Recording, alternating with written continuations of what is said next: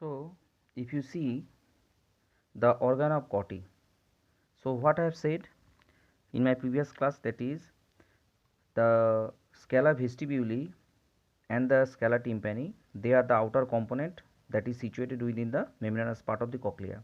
Okay. So, in the intermediate part there is the organ of Corti where the hearing cells or the hearing organs which are situated. Okay. So, just recapitulate. So, this is the modulus. Okay. I am drawing here only single cochlear duct. Can you see? So, here this is the what a bony spicule. So, this bony spicule that is coming from the modulus. This bony spicule, it is having two lip. Can you see? So, this is the vestibular lip, this is the tympanic lip.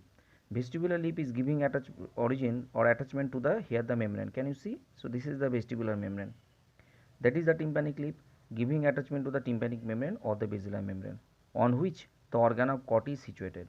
So, organ of Corti, this diagram you should practice it very carefully because it is given for a long question. Okay. So, organ of Corti is very important.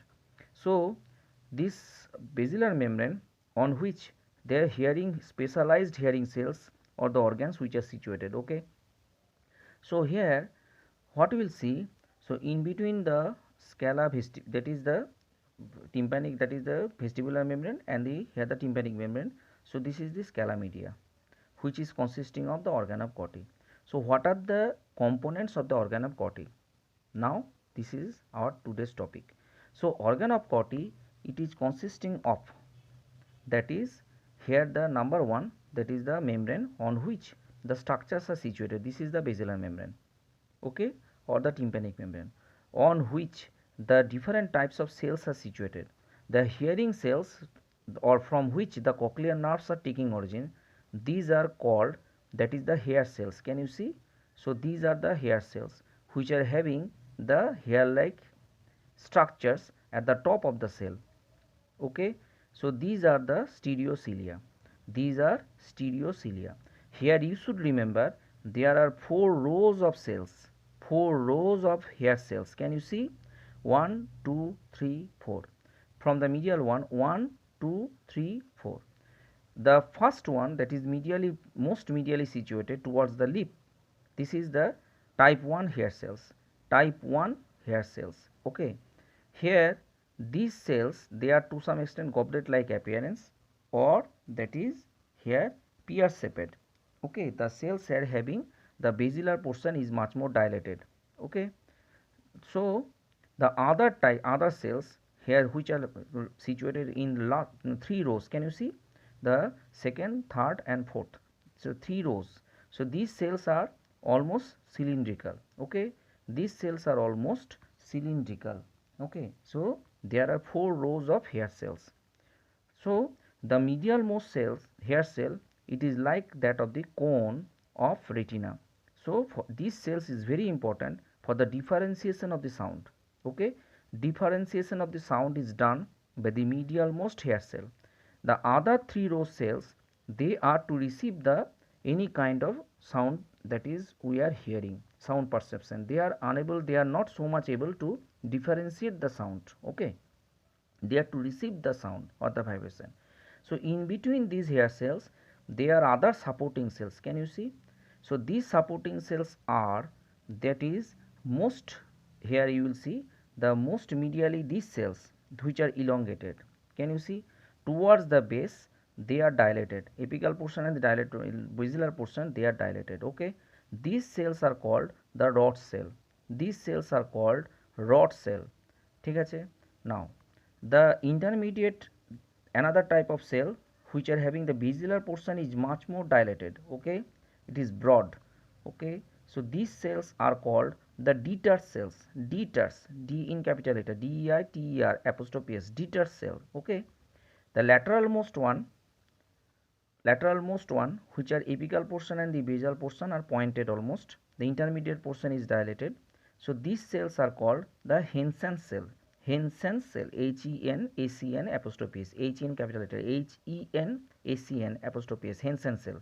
So, which are the supporting cells? So, supporting cells are from medial to lateral, the rod cell, Dieter cell and the Hensen cell. Okay. Now, the medial most the rod cell, the here you will see in between the medialmost rod cell there is a gap or the space. Okay, here another one, that is the medialmost hair cell type 2. So these are, I have already said, so medialmost one, that is the hair cell type 1, and the other three, these are hair cell type 2.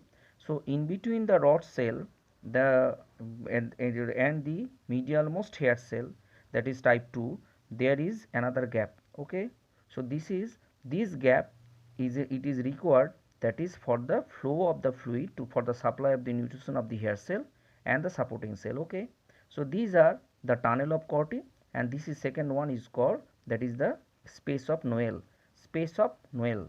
Okay, in capital letter, in space of Noel. Okay, this is the tunnel of Corti.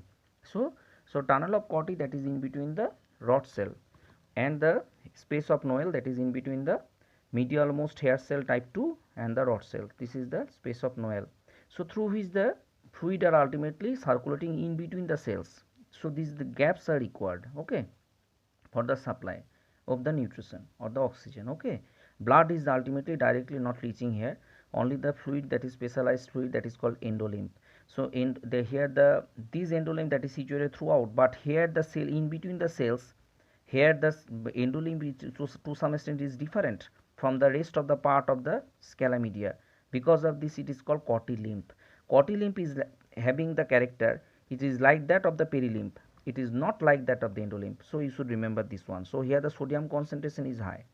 Okay, so this here what you will see, these cells, they are taking origin from the lateral one. Can you see? So they are the cells, here they are taking origin from the lateral one, or the lateral one of the scala media.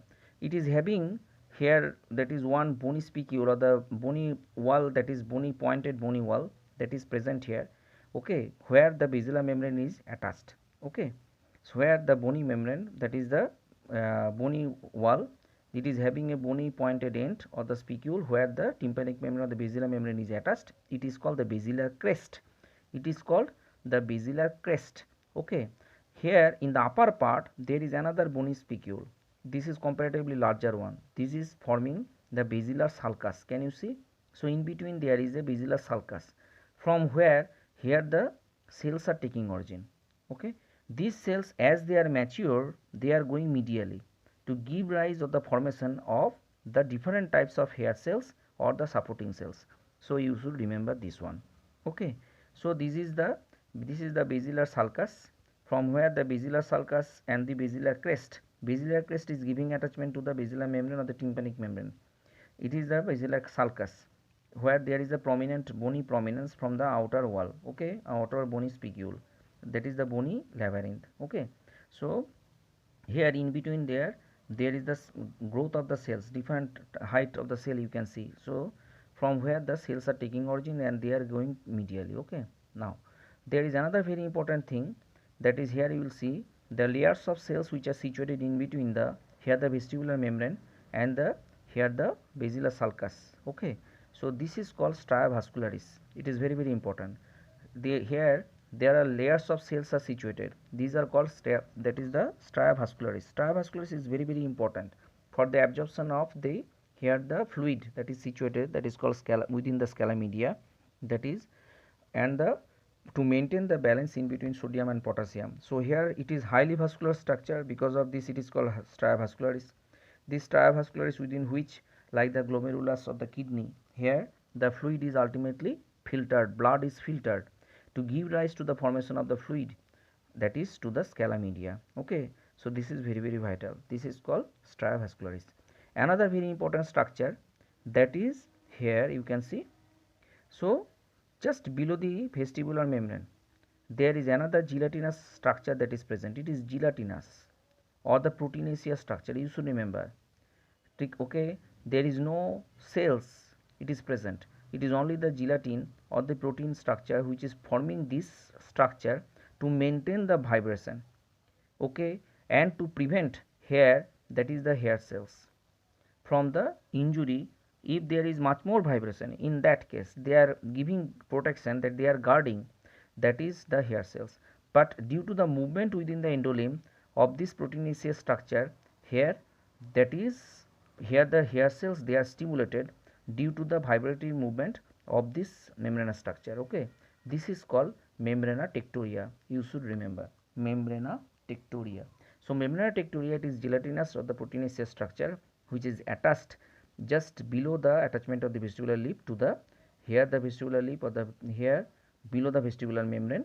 Okay, so this is here what is the function of the membrana tectoria, that is due to the vibration of the here the endolymph. This vibration ultimately it is not directly reaching the hair cells. Okay, they here there is the movement of the membrana tectoria. In between the membrana tectoria and the hair cells there is the fluid. Okay, so within the fluid there is to some extent vibrations. Ultimately these vibrations are ultimately reaching the hair cells. The hair cells are stimulated, so that here there is the electrical stimulation of these hair cells, and they are giving the electrical current that is ultimately reached via these nerves, that is the cochlear nerves. Can you see?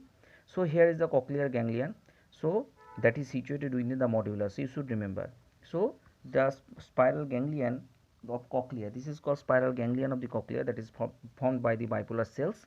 So these are situated within the modulus. Okay, so this is very very important. So this is the structure of the organ of Corti. So you should remember this diagram. Okay, now if you see within the diagram this one, so here this membrana tectoria, so here within this one, so these are the hair cells, it is the membrana tectoria. So here it is either it is going towards one side.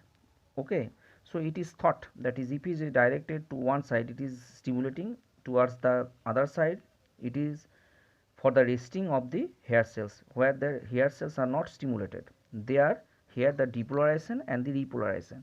Depolarization here, that is the nerves are stimulated when there is the membrana is moved to the one side.